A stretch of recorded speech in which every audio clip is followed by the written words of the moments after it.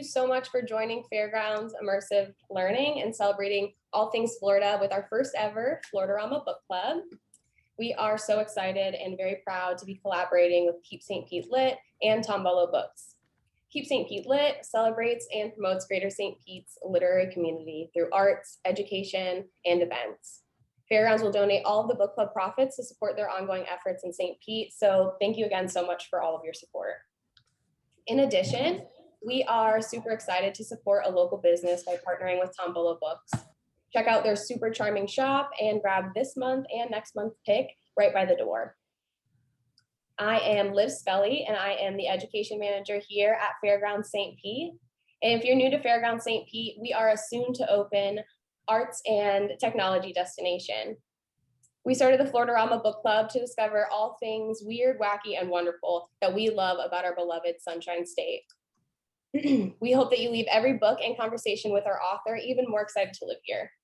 So be sure to stick around at the end of the Zoom because we are going to announce our next book club pick and author conversation. And I want to give you all a friendly reminder that you're invited to join these conversations even if you haven't had a chance to read the book yet. And without further ado, I would like to welcome and introduce our host, Maureen McDole, the founder and executive director of Keep St. Pete Lit. Hello, thank you. Can you hear me? Yes. Zoom is so funny. It's like a microphone. Can you hear me? Thank you so much, Fairgrounds, for asking Keep St. Pete Lit to partner with us. And thank you, Craig, for writing this book and being you, because I just love it. So with our book club for Keep St. Pete Lit, I always read up right until the book club. So I'm still very fresh in my mind. So I definitely have Panthers on the brain. I'm going to do a little introduction about Craig. If you did not get the book, there is a little blurb about him in the back, but if you're here just to listen, I'm going to read his bio. Craig Pittman is a native Floridian, born in Pensacola. He graduated from Troy State University in Alabama, where his muckratting work for the student paper prompted an agitated dean to label him the most destructive force on campus. Since then, he has covered a variety of newspaper beats and quite a few natural disasters, including hurricanes, wildflowers, and the Florida legislature. His reporting at the Tampa Bay Times won numerous state and national awards. He now writes a weekly column for the Florida Phoenix and is the co-host of the popular podcast, Welcome to Florida. He is the author of 5 nonfiction books about Florida, including the New York Times bestseller, Oh, Florida, How America's Weirdest State Influenced the Rest of the Country, which won a gold medal from the Florida Book Awards. He lives in St. Petersburg with his wife and 2 children. I love that. So why were you the most destructive force on campus? I have to ask that first off. Well, because I was part of a group that was once described as foaming at the typewriter journalists, that we had taken over the student paper, which up to then had been run as sort of a PR organization for the university. And we started actually reporting real news. We reported about drug busts going on in the dorms. We reported about the fact that our faculty was the lowest paid in Alabama at the same time that the university was maintaining a yacht for lobbying purposes. Oh, wow. And we reported on the president of the university being the subject of a state ethics commission investigation. Wow. And for some reason, the dean of the School of Journalism did not like that. He was worried that he would get fired. So he had a big confrontation with us and paid me that ultimate compliment, for which I'm forever grateful. So you always had like the nose to the news to try to kind of do what actually a newspaper person's job is, to like find the story. It's funny because he and other teachers had been telling us that's what we were supposed to do. So we were like, we're just doing what you told us to do, Dean. But. So how did that lead to the Florida Panther path? I'm sorry. How did I get? Oh, sorry. Can you hear me? Is it me or him? Should we do a Zoom dance until he comes back? Yeah, he did say that it's thundering by his in his area. So Florida, right? Right, just like really on brand for that. So Liv, I can hear you. Oh, you can hear us? Can you hear me? Yes. Okay. I can hear you. Can you hear me? Yes. You've got kind of this frozen breakdancer look, so we'll go with that. Oh, there you are.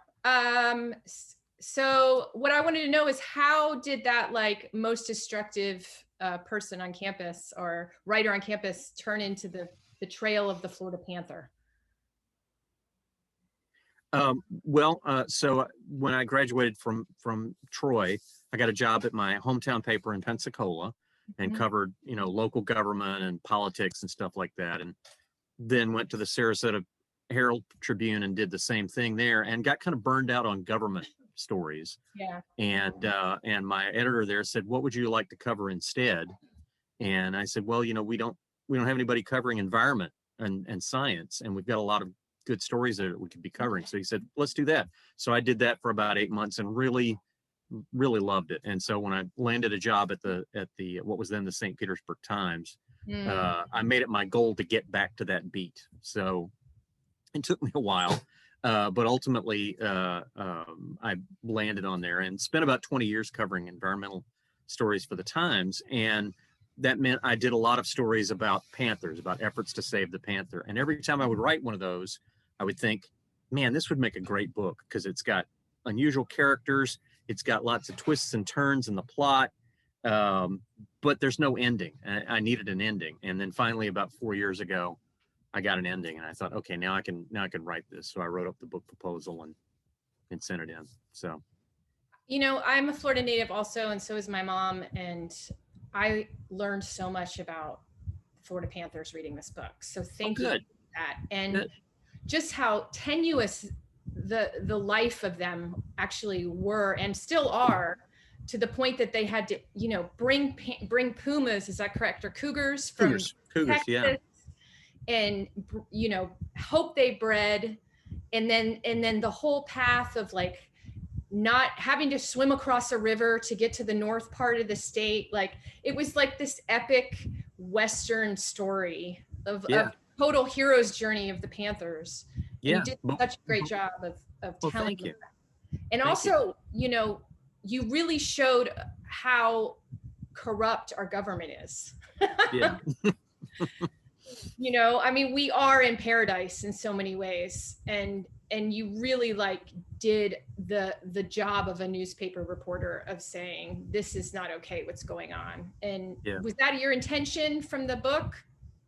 Yeah, I did a series for the Times in 2010. My editor jokingly called it "Dead Cat Walking," which was about how the panthers had been brought back, but because of the Fish and Wildlife Service, they were losing habitat. So we ended up with more panthers than ever before, squeezed into a smaller space than ever before. And so that was a sort of a muckraking look at the Panther program. And when I was doing that, I was thinking, that was one of the times I was thinking this would make a great book. So I did longer interviews than I normally would with a lot of the people involved, especially Roy McBride. And I loved him. Oh, he's a great character. He is. And I call him my Zelig because every time there's an important thing going on, Roy pops up. But that was a particularly muckraking story. And so when I sat down to write the book, I said I need to make sure that stays a big component of the story, because the whole thing with the whistleblower, Andy Eller, is a really crucial component of what went on with the Panther. Describe what you mean when you say muckraking, because you've used that in your bio and just now describing that. What exactly? I haven't heard that term before. What does that mean? Well, that term actually dates back to Pilgrim's Progress, and there were investigative reporters. Sort of the first big heyday of investigative reporting was in the early 1900s, and some of the stories made Teddy Roosevelt very angry, and he compared the people doing those stories to this character from Pilgrim's Progress who was raking the muck. Oh, I get it. And that's where the term muckraker comes. So among reporters, that's a complimentary term. Like, that person's a real bulldog for investigative reporting, is to say they're a real muckraker. You learn something new every day. There you go. The more you know, and then you have the star going across the screen. So Craig sent me in the paperback version, which is coming out soon. When did you say? May. In May, yes. The readers' questions, and I don't know who the person interviewing you is. It was me. Yeah, I was thinking that. Or your wife. Yeah. I had never done a reader's guide before, and I asked the editor, and he said, "Well, just any way you want to do it is fine." I'm like, "Okay, I'll do a Q&A with where I'm doing both sides and kind of make fun of the process." So I was like, I think this is him or his wife, because the humor was there. But you mentioned in it that the book is dedicated to your father. And yes. that your mother was a birder, ornithologist. Is that how you say it? Or? Well, she's a backyard birder. She likes to stand in the kitchen window and look out and see what birds are out there. And she always would have a bird feeder set up and a little pan of water for the birds. And she always really excited. She was always really excited about seeing anything unusual show up out there. You'd always get mockingbirds and blue jays, but if the first time she'd see a cardinal in the spring, it'd be exciting, or the occasional hummingbird, things like that. My dad, on the other hand, is a bird hunter. And but how can I put this? More in this, less of a hunter than more in the Southern tradition of, if I carry a gun, it's okay to go walk around in the woods. I don't look funny. So you know like what I mean? You're at a keg party and you have the koozie cup and you don't, you got water in it. Yeah. So he used to take me hunting. We would hardly ever get anything. More often, if we shot at something, we'd miss it. But the experience of being out in the woods and trailing along behind dogs, writing about being in the woods with these panthers, and specifically writing about Roy hunting the panthers with his dogs to help them, reminded me of those trips into the woods with my dad. And so that's why I dedicated it to him. I think one of my favorite parts of the book is when you described Roy getting the pumas from Texas and then tying his mule to the back of his truck and having the drunk cougar on the seat next to him. Yes. And as soon as he would come to, just like shooting him with more ketamine. Yes. And driving the truck really slowly, like with the mule attached. And I'm like, yeah, you'd see that at Florida. Like that wouldn't be surprising to see that in Florida. Yeah. Well, I mean, and the thing is, when I sat down to write the book, I thought, well, I already know the story now. I did this big investigative piece in 2010. I've done all these other stories. I don't really need to do any additional reporting. And I was wrong, because as I got to certain points, I'd say, wow, I don't really know the details of this. How did this happen? And the same thing happened there, where I got up to the chapter where, okay, and this is the chapter where Roy goes to Texas and captures wait, I don't know how he did that. And so I called Roy, which always takes a while, because Roy, he's not a guy who's tied to his phone, if you know what I mean. And so I finally got him on the phone and said, how did you do this? And he says, it's funny. Nobody's ever asked me that before. And then he tells me the story that just had me on the floor. I was laughing so hard. Just the whole thing about him and the airline. And my God, that was crazy. The guy was waiting for him. Like, yeah. And so it was just a great story. And just getting Roy to talk in the first place was really hard, because Roy does not like to talk about himself. And he made that real clear to me several times. And finally I said, look, Roy, I'm not trying to make you out to be a hero here. You're a witness. You're a crucial witness. There are things you saw that nobody else saw. And if I don't hear from you what you saw and what you did, then I'm not going to be able to tell the full story. And he agreed with that. He understood that. And he said, okay, ask me your questions. So he wasn't happy about. That possibly helps being a native Floridian, because Texas, and it's a certain type of personality, and you have to know to appeal to that specific personality. And anyone who hasn't read the book, Roy McBride was kind of, very central figure in the book. And he was a tracker, and that was his, and he had dogs that sometimes never were around people, that tracked these. And when they realized that Florida Panthers were basically going to go extinct because of inbreeding and genetic, holes in their hearts, and they were sterile. They decided to bring in female pumas from Texas, and Roy's job was tracking them and tranquilizing them and creating shipping containers and getting them on a plane through one person at the airport, which told him the way to do it. And then he gets to the airport and they're like, you can't do this. But then the guy shows up because he wants to see these pumas. Like, it's such a Florida story. Yeah, exactly. Well, I mean, and like I said, Roy is like my Zelig, because, he first shows up right at the beginning when they passed the Endangered Species Act. and panthers are on the first endangered species list, and Florida officials are like, it's too late. They're gone. They're already extinct. Yeah. And so the World Wildlife Fund hired Roy, this legendary tracker from Texas, to come to Florida and see if there are any panthers left. With a $1,000 grant. Yeah, yeah, and he got so involved in it that he winds up sort of switching sides. You know, he used to be a guy who would track these animals down to kill them to For protect real? sheep, and Yeah. instead he becomes a protector of them. And so yeah, every time, and then you know he takes on junk science along with some women scientists, and he's a fascinating character. And you know, I could not have told the story without him. So I'm glad he finally relented and was agreeable to talking about it. I want to say, if any of you have any questions, if you want to type it in the chat, Liv can, oh yeah.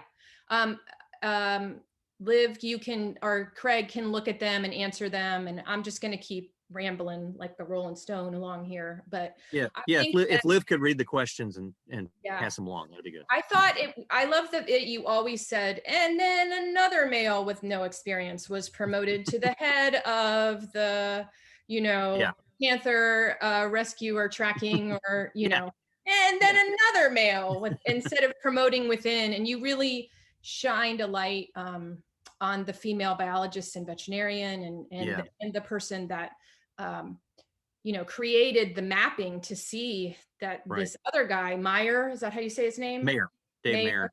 Yeah. And then you also did such a brilliant light of shining, like it's all about, like, you know, good old boy club, like patting people on the back, even scientific journals and peer reviews. And go ahead. Well, I was just going to say, and the funny thing is, those are things that I hadn't really noticed until I sat down to start writing the book, and realized when I was outlining it that this was a theme, and I needed to really bring that out. And you know, it, to me, that really shows you how far we've come. You know, that by rights they probably should have made Deborah Jansen the person in charge of the Panther capture team. She'd been there right from the beginning, and instead she ends up having to leave the state agency and go work for the National Park Service, and so she could sort of be her own boss doing Panthers. And I mean, this is a woman who cared so much about Panthers, she tried to give one, a dying one, mouth-to-mouth resuscitation, which is, you know, that's a level of commitment to the job you seldom see in America these days. You know. So her and then Melody Relke, the veterinarian who discovered the genetic defects, and had a devil of a time getting those male bosses to listen to her and pay attention to what she was telling them.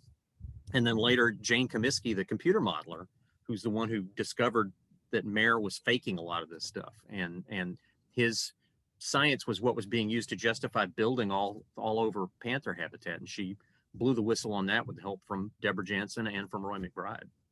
And you really showed, like, the fact that just because a creature is endangered, their habitat is not considered something you don't develop. Like, that's not part of it. Like, it seems like that would be a package. Like, you can't develop them because they're endangered because of this. But it's really like, and then you also showed, like, just permit. And like you know, the Florida Fish and Wildlife, really, that they should be renamed to giving, you know, permit. Well, U.S. Fish and Wildlife. It's U.S. Fish and Wildlife. It's a federal agency. Florida. Okay. Yeah. So that they just gave permits and lobbyists and special interests, but also showing that this goes back generations of these ranchers and these families that are 8th generation Floridians. And it is such kind of that good old boy Wild West, you know, who has the most money. I mean, and I have to say that there are some ranchers and cattlemen who are good stewards of the land and try to maintain it for the environment and for the benefit of panthers. One example being, there's this guy named Ron Bergeron, who I always call him the most Florida of Florida politicians, because he actually got in trouble for wrestling an alligator once. He's a guy who, he says, I'm happy to have panthers on my land. It shows me that there's still a little bit of Florida wilderness around. Yeah. So, you know, there are some like that, but the ones who were looking to get rid of panthers and make money off of developing their land, they're the ones who tend to get the ear of the permitting agencies more than anybody else. And you brought up the Florida Wildlife Corridor. Hold on, I'm sorry. And Yes. Lindsay, a friend of mine, Lindsay, Lindsay Dixon, she was a part of the Florida Wildlife Corridor for a while. And I think Liz, your sister, or was a part of it, or she is a part of it now. When I read that, I started tearing up. Like I started getting like, oh, there's savior, like a possibility for these animals. Cause we just, this whole part of Florida, in the middle of Florida, we don't think about it, especially those that live on the populated coast. And that there is a corridor that these animals, and the book really shows just these specific special people that just put their heart and soul in trying to save the panthers. And what Maureen says. Oh, go ahead. What were you gonna say? I was just going to say that it's interesting you bring up the Florida Wildlife Corridor. That was one of the people who started that was a photographer from Tampa named Carlton Ward Jr. And National Geographic just published a collection of his panther photos. Oh, wow. Yeah, they're really good. I strongly recommend everybody go online after we're done and look it up, because he got some brilliant stuff. It's astonishing. Liv, you want to ask some questions from the audience? Yes. So someone was interested in the legislative loophole related to the Florida panther not having a critical habitat defined on that endangered species list. And so they were just wondering, like, is there any movement to get that critical habitat defined for the species? Some congressmen tried to get the Fish and Wildlife Service to do that, and it basically ignored them.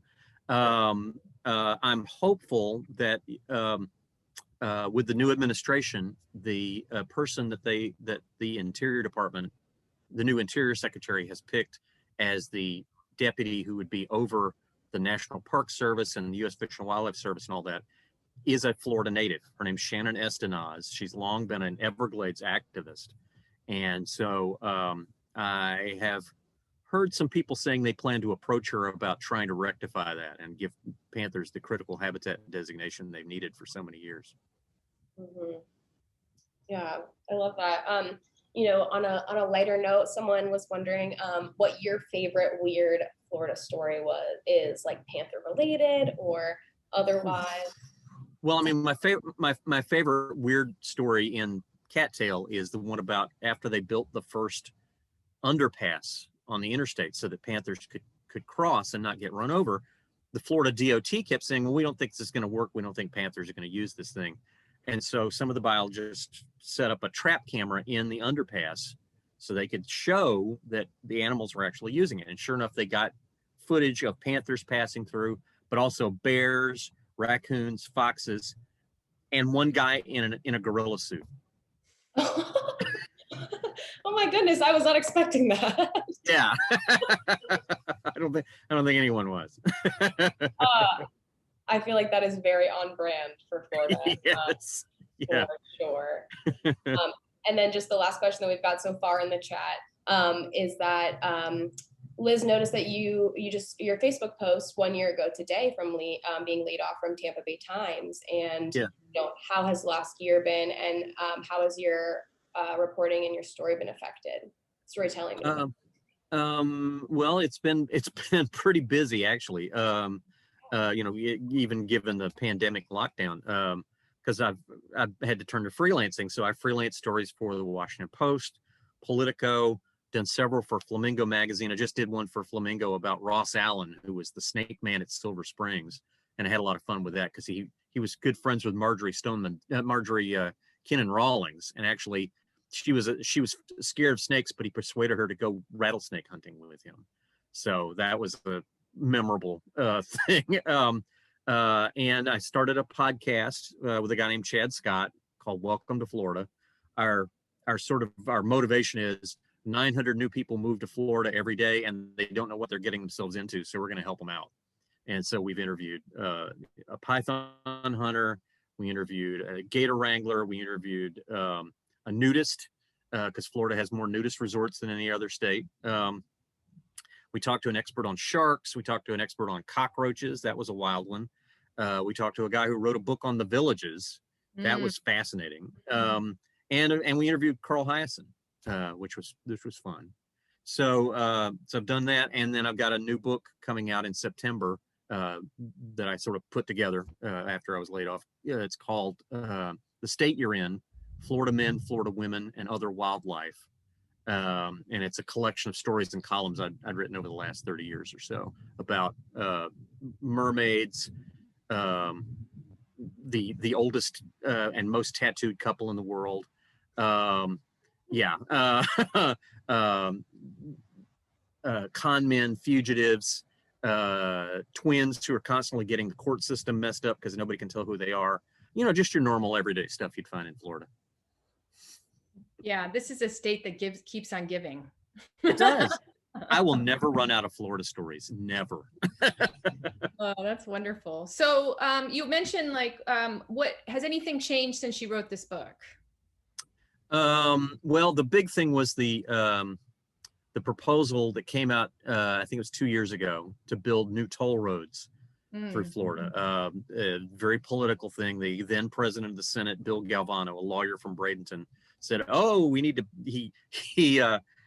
He got this nice campaign contribution from the Florida Road Builders Association, and then said, "Oh, I think it'd be great if we built a whole bunch of new roads that aren't on the DOT's plans." And two of them would go north. In fact, one of them was supposed to go all the way to the Georgia state line. So while I was still working at the time, so I called Georgia and I said, "Did you know that they're planning to do this?" And they were like, "You're doing what now?" So nobody told Georgia this road was coming. And then the one road that goes south from Polk County to Collier County would go right through the heart of Panther habitat. And so that has drawn, all of these roads have drawn tremendous opposition, including from the counties they would go through. The whole point of this is supposedly to help rural counties, but a lot of the rural counties are like, "We don't want development. We don't want to change. We like the way we are." So there's a bill moving through the legislature right now to end the southbound road and alter one of the northbound roads so it parallels US 19. So we'll see what happens with that, but it's moving through it just passed its second legislative stop in the Senate today. So that means it goes to the full Senate probably in a week or so. So we'll see what happens with that. So as a native Floridian, are you hopeful for the state? Do you see that there's a lot of people getting involved in environmental activism and it's top of mind of school children and people wanting to preserve the state? I am. It may be a foolish optimism, but I am, because I think people have figured out over the last couple of years that the environment is the economy in Florida, that if you screw one up, you're screwing up the other one. We saw that very clearly with the toxic algae blooms that we had in 2017 and 2018 that totally destroyed the economies of these coastal areas that were dealing with them. Even before that, in 2010, when we had the BP oil spill that left oil on the beaches of 8 panhandle counties and sent tourists fleeing, people realized, this is not worth the trade-off. This, up to then there'd been talk about maybe allowing offshore drilling within 3 miles of the Florida coast. You don't hear about that anymore because people are like, no, we can't risk it. Our beaches are too important to us. So that gives me hope that people will fight really hard and push their legislators really hard to do what's right for the environment. Probably the biggest problem we have now is there is a disconnect, I think, between what the people want and what the legislature does, because we've passed so many of these constitutional amendments dictating to the legislature, hey, we want to give ex felons the right to vote. Hey, we want to spend, $300 million a year buying up environmentally sensitive land. Hey, we want classes to be a certain size in Florida. And the legislature has routinely ignored or subverted every single one of those.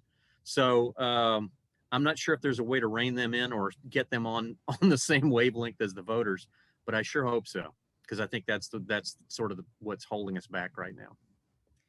I found it really interesting how much there was taking wild panthers out of their habitats and putting them, they're spending their lives in captivity after they, realized that they were sterile or they had heart defects. And can you talk about how you think the public views that? And have we grown up thinking that animals that are wild are caged? Is there a disconnect with that? And maybe why the public, isn't so connected to wild Florida Panthers because we're so used to them in cages? Yeah. I mean, that's kind of a tough question. On the one hand, you never really want to see a wild animal that is taken out of the wild and caged up. But some of these, they have been injured and they couldn't make it in the wild anymore. And so they're brought into captivity and put on display at places like Homosassa Springs. There's one at Lowry Park Zoo, places like that. And if they weren't on display there, most people would never see a panther. It's a really rare thing. In fact, it makes the news when somebody sees one. Some tourists visiting Corkscrew Swamp Sanctuary down in Fort Myers recently, they saw a panther on the boardwalk, and it blew their minds, that here is this endangered species that usually only comes out in the evenings, and it was out here, in daylight when they could get a picture of it. And that made all the papers down in that area and the TV stations as well. So you wouldn't want to see more of them put into captivity. But like I said, that's the way people learn about them. I mean, that's when Cattail first came out, Cynthia Smoot from Channel 13 called me up and said, "Hey, let's go out to the Lowry Park Zoo and do a live shot from there where I talked to you about the book." And I said, "Great." So we did it in front of the cage that had the panther in it. And while we were there, this family walked up, and the parents and the kids were saying, "What kind of animal is that? I've never heard of it before." So, that's sort of at least when they left, they knew that Florida had panthers in it. So why do you think school children, of all the animals they could pick, is the Florida state animal? Why do you think they picked the panther? I think because of Chris Belden's campaign to try and find where panthers were. After Roy McBride proved there were still panthers in Florida, then what was then the Game Commission, now the Fish and Wildlife Conservation Commission, picked a biologist named Chris Belden, and they said, "Go find panthers and study them because we need to know about them. We don't know anything about them." And so he sort of mounted this public campaign where he got the public on his side to look for them and report where they saw them and that kind of thing. And every time there would be a story about it, there would be this picture of this beautiful, sleek looking animal, and it kind of caught the public's imagination. And so when it was time for the kids to vote on, this is 1981, to vote on what should be the state animal. Probably did that. The panther won. Yeah, the panther won overwhelmingly. Yeah. And some legislators, things don't change, said, no, that's not right. Everybody knows the alligator is supposed to be Florida state animal. And people came out of the woodwork to bombard them with angry letters and phone calls to say, "Don't you dare overturn our election." And so the panther was officially approved as our state animal. And I honestly think if that had not happened, we wouldn't have panthers anymore. There would not have been that level of attention and care and funding for trying to study them and save them. And so I tell people, the children of Florida saved the Florida panther. Love that. So who in the story are still active in panther world? Deborah Jansen is still doing it. She's still out there, studying panthers. I got a number of great pictures of her holding panther kittens. She said, "People talk to me about retiring, but I'm just not interested." Yeah. Roy McBride is training his grandson, Cougar. I know, I love that. Yeah, yeah. Just when I said, "Well, he's got the right name," and Roy's like, "I didn't name him." It's just a classic sort of John Wayne comment. Jane Comiskey is now retired. I'm trying to think who else. Andy Eller, the whistleblower, he is now a full-time nature photographer and says he's very happy. Let's see, who else is there? We do have a question about the data expert Comiskey. Yes. Oh, there. Sorry, I'm terrible at names. That's okay. Stacy was wondering how she dealt with being so passionate about the Panther Project while also being almost a debilitating introvert. And she was wondering how you were able to befriend her and get her to open up so much. She's got a phobia about public speaking, but she's fine one-on-one. And so, and especially on the phone. And so we would have these conversations on the phone that would go for 2 hours. and then she would follow that up with an email that would be like this long, so yes, she's very, very passionate, and yes, she has a lot to say. She's thought about it a lot, and she and Roy talked a lot, which it blows my mind that Roy actually talked a lot to somebody, but he did. The same And- type of people. Yeah. and once his wife died, I thought he's kind of lonely, so here's someone he can talk to, and they can talk about a subject they have in common. So they would have these long distance phone calls about this stuff. But she, and I should mention, by the way, she was not happy with the book because of the part where I was describing her testifying in front of the science review team that these 4 white male PhDs found her to be shrill. But I told her, I said, look, that's not me calling you shrill. That's more a reflection on them and the way they regarded this one woman who was there to tell them about this other white male PhD who they were sort of sitting in judgment on. So she said, okay, all right, I understand that. So. Do you think that there would be a part 2 to this book? Oh gosh. I don't know. I mean, I think there would need to be some big major development that would once again bring together a cast of unusual characters, and there'd be things happening that you wouldn't expect, and maybe the skunk ape would show up again. I don't know.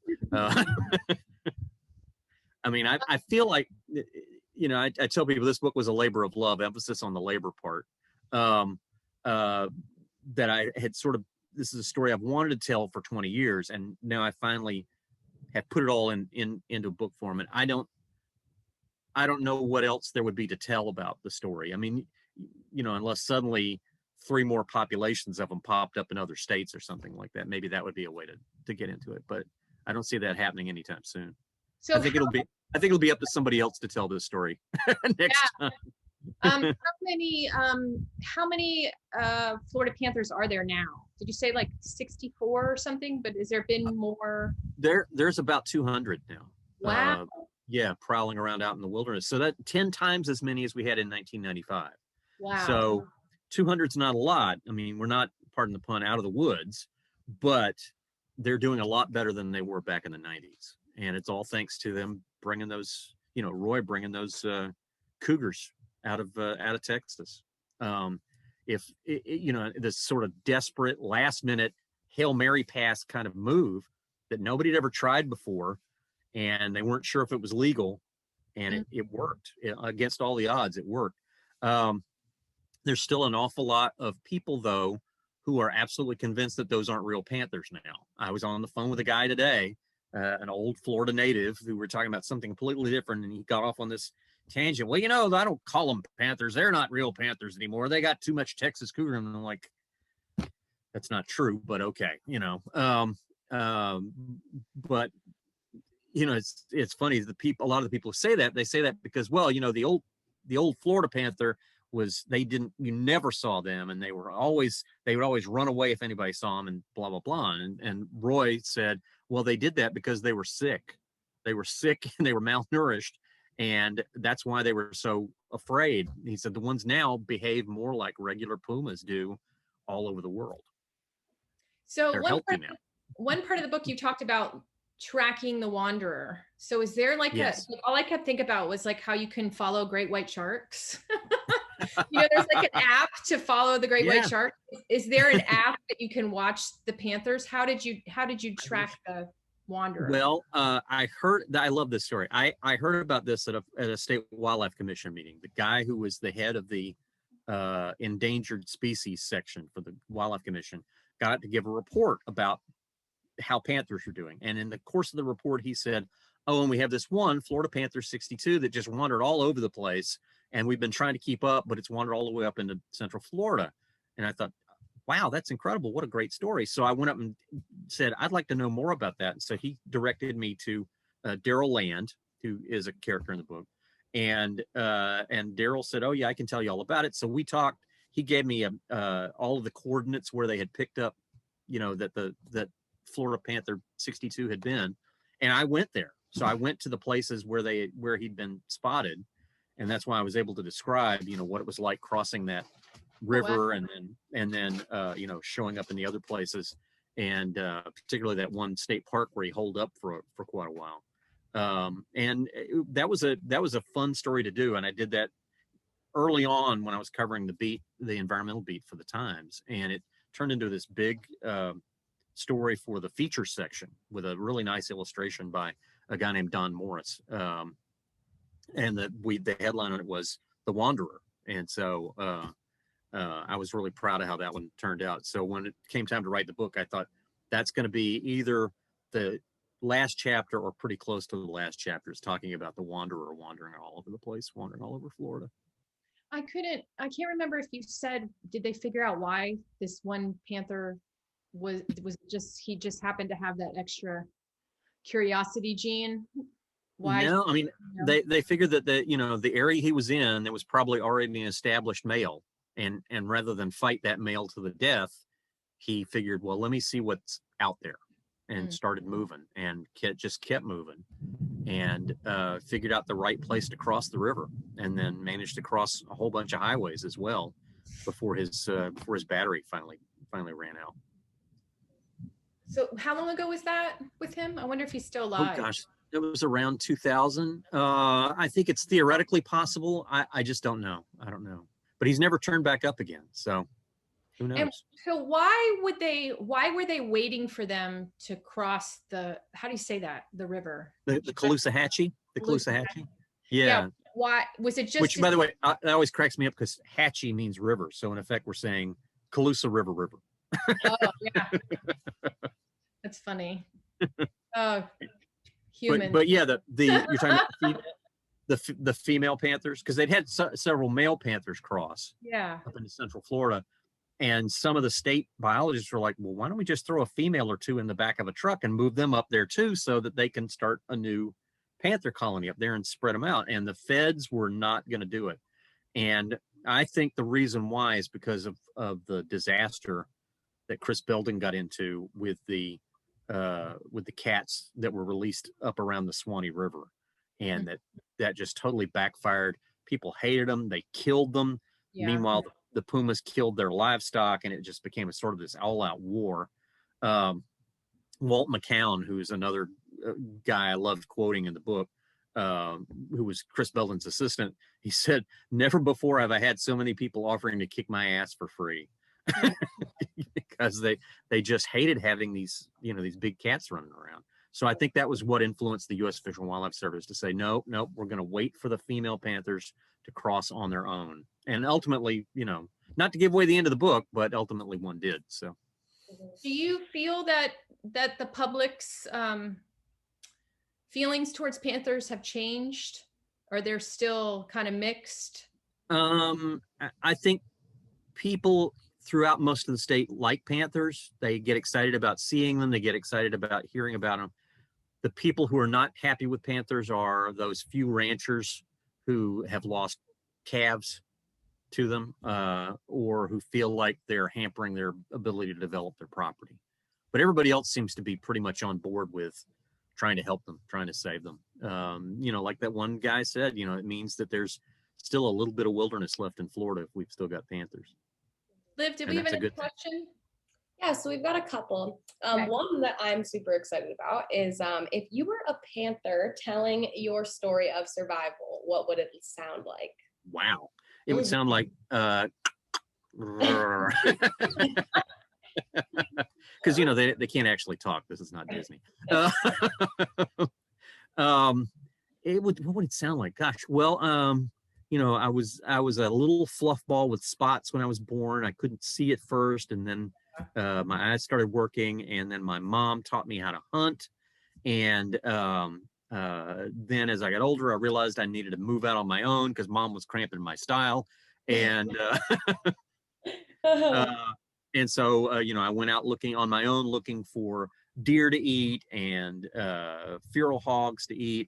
And also, when I got to be about 2, I started looking for a mate, and that led me to travel all over the place. And I think that would sort of be their life history right there.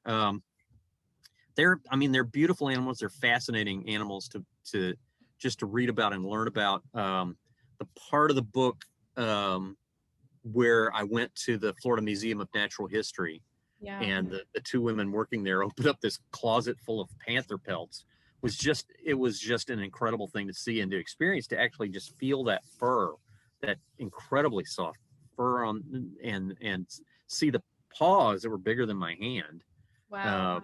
You know, just to realize how big these things are and how beautiful they are. You don't get that from that one that's taxidermied and sitting in front of the State Archives, who's at the beginning of the book. I mean, that's Right. just, yeah. And so that actually leads into another question. Someone asked, have you ever seen a panther besides that? Only in captivity. I've only seen them in captivity. It's on my bucket list to see one in the wild someday. I did go to Corkscrew Swamp. I got to see a ghost orchid at Corkscrew Swamp, but I did not get to see a panther wandering around there. So I'm hopeful someday I'll be able to see one out there in the wild. Yeah, I love that. You know, at Fairgrounds St. Pete, this is another question as well. We are all about weird, wacky, and wonderful Florida, which is why you are so perfect as our inaugural guest. Well, thank you. Yeah, and so what are some Florida stories that stick out when you hear that? Weird, wacky, wonderful Florida. Weird, wacky, wonderful. Well, I was telling somebody today, Florida has a lot of great road rage stories. My favorite Florida road rage story this was the headline in the Gainesville Sun: man in road rage incident runs over self. Oh my gosh. Oh my goodness. And my favorite Florida car crash story is about this woman in the Keys. She was driving to a date. She was on her way to her date, and for some reason had her ex-husband in the car with her. And so she decided she wanted to make a certain adjustment to get ready for the date. And so she asked her ex-husband to take the wheel for her. So he's driving like this, and she's still operating the pedals, and she reached in her purse and pulled out a razor in order to, as the newspaper later reported, shape up her bikini area. Oh my God. Let's just say things didn't end well. And that incident inspired a Carl Hiaasen novel called Razor Girl. It's in my book, Oh, Florida.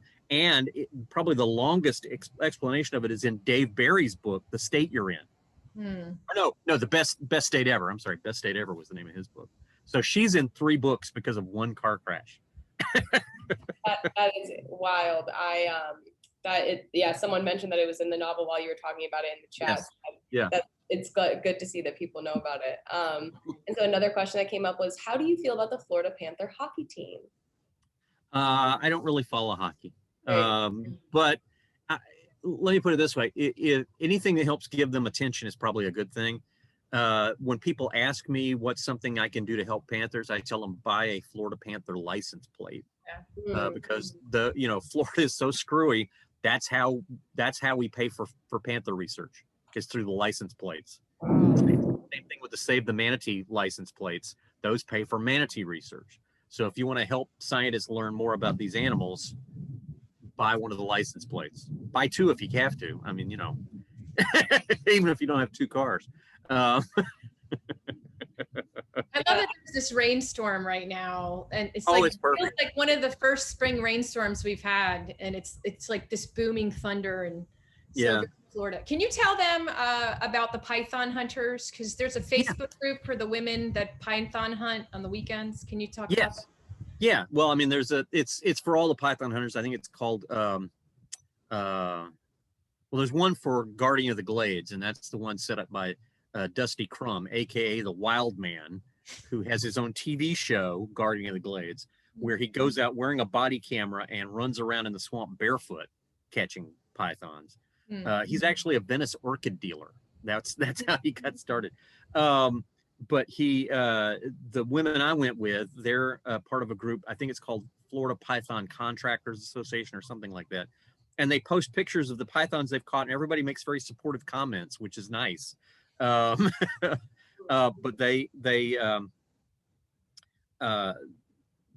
I went out with these 2 women who were catching the pythons and wrote a story about them for the Times. And then after I got laid off, I did a longer piece for Flamingo magazine where I talked to not just them, but several other women who are professional python hunters, because people have this idea in their heads that it's just men out there running around doing this, and it's not. There's quite a few women who go out and do it, and frankly, they're not doing it for the money, because there's not much money in it. They're doing it more for the rush and for the joy of doing something that they know helps the environment. And one of them, Donna Khalil, actually has been experimenting with cooking her pythons after she catches them. Which cooking the pythons or cooking for the pythons? No, she takes the python meat and the python eggs and cooks.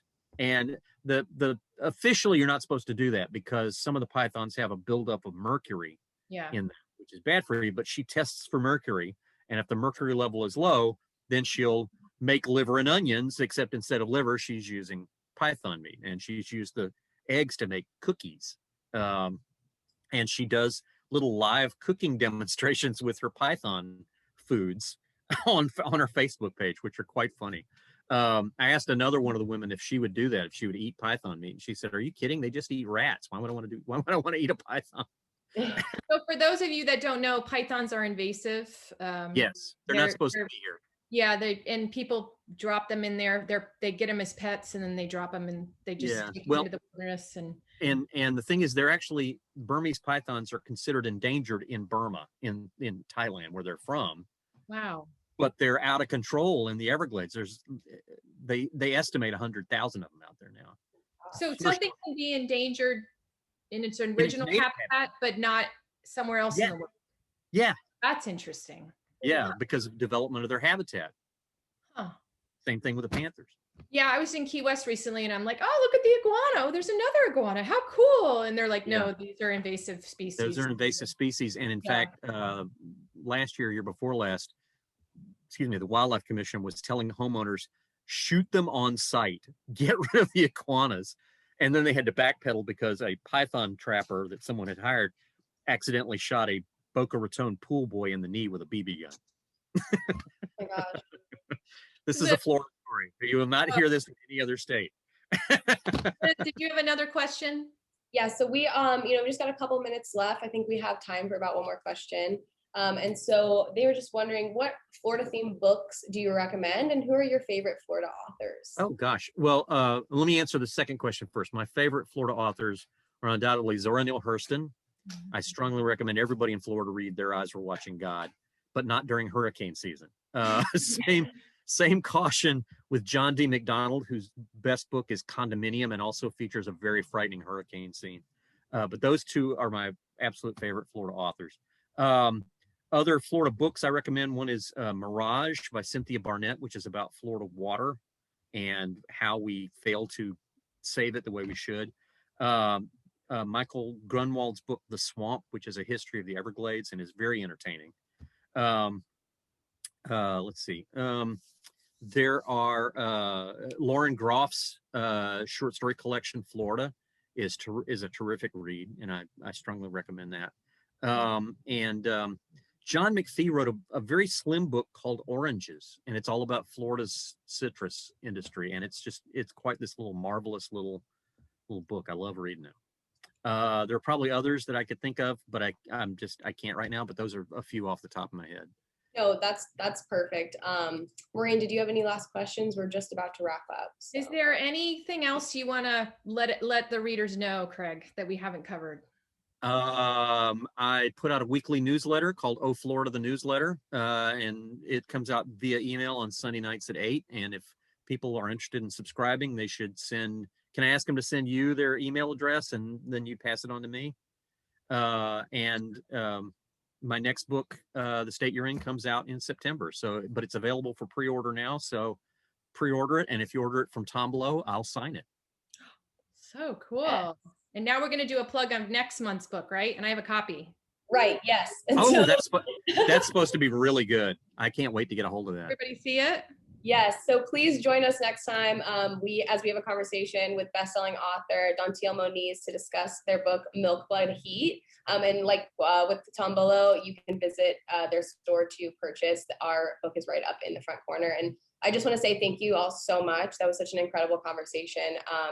thanks everyone for joining us in our first ever FloridaRAMA Book Club. To stay in the loop with all things Fairgrounds, St. Pete happenings, you can join our Insiders Club where you will get first VIP access, and that is at fairgrounds.art. I'll go ahead and tag that in the chat before we leave.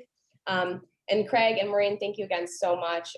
This was so much fun, and I am just like running with it. So, and a huge thank you to the whole team at Fairgrounds that had this happen. And yeah, thank you guys, and please join us next time. I hope you have a great rest of your night and stay safe. You too. And we will be, I said it will be next month, but we're doing this every other month, correct? Right. Yeah. So it will be in May. We'll meet in May. And Craig's new book comes out in September. So check that out. And Cattail is coming out in paperback, right? Right. In May. Yeah. May. Yes. So thank you guys again. And I'm going to go ahead and tag the Fairgrounds website right there in the chat if y'all want to check it out and sign up for our Insiders Club. And keepstpetelit.org. We got all kinds of classes. At Fairgrounds, we just started a poetry open mic second Saturday of every month at the factory where we're neighbors with the Fairgrounds, and we have all different types of writing classes, another book club with the Studio 620, and kids classes and lots of good stuff. So thank you for having me. Thank you, Craig. It's always a My pleasure. Yes. Have a good night, everybody. And remember to use muckrake in a sentence. Oh my God, I love that. Muckrake. Yeah. All right. Thank you. Thanks, everyone. Bye.